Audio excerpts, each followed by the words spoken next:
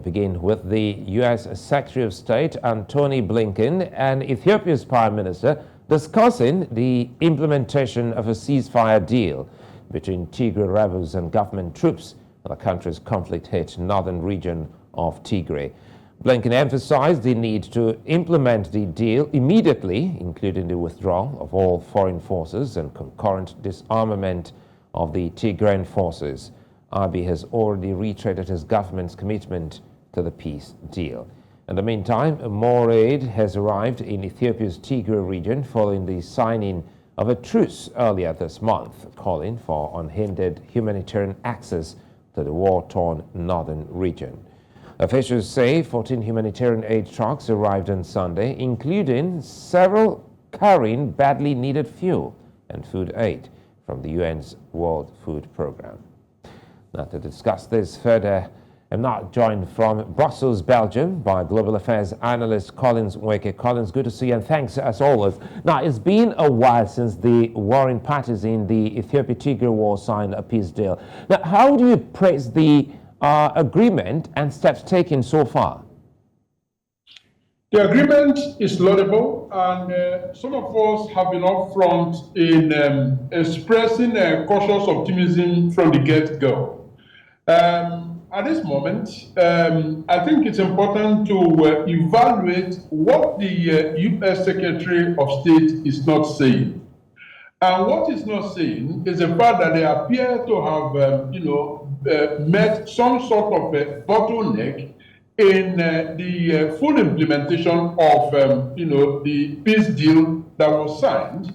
And, the part of this deal that appears to be renegating right now seems to be Ethiopia, because we could see that the Tigrayan People Liberation Force has kind of shown goodwill, good faith, by actually, withdrawing some of their troops.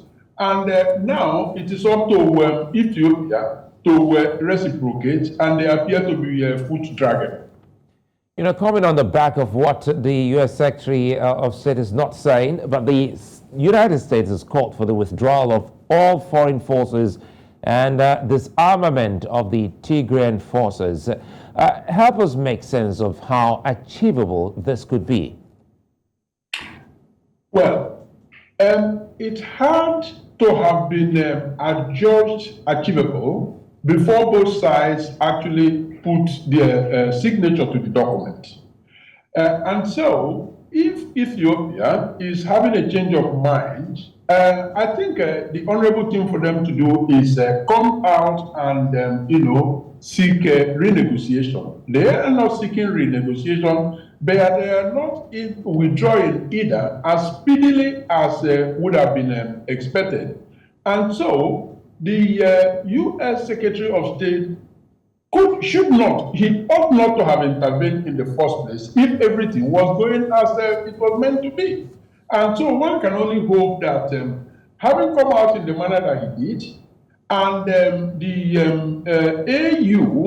AU taking coup, because don't forget that it is the African Union that was supposed to be, in charge of, this peace deal, the monitoring, the evaluation, and all of that. So there leaves a lot to be desired, and one can hope that now that this call has been put out and the AU negotiating, putting some pressure on Ethiopia, that things can move rather speedily.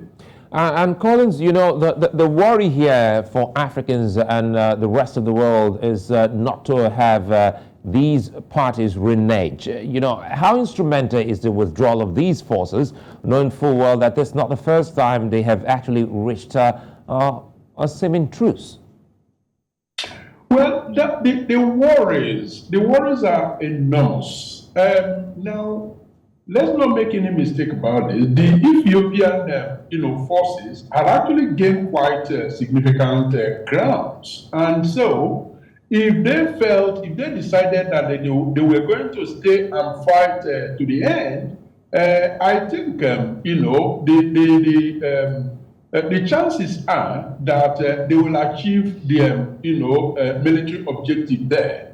But they also understand and realize the importance of peace, that even when your partner appears to be the weaker link, that you have a lot to gain by not fighting to the finishing line. That was indeed the reason that they actually signed up for this peace deal in the first place. And I hope that they will reignite that spirit that led them to the negotiating table and led them to put their pen on paper.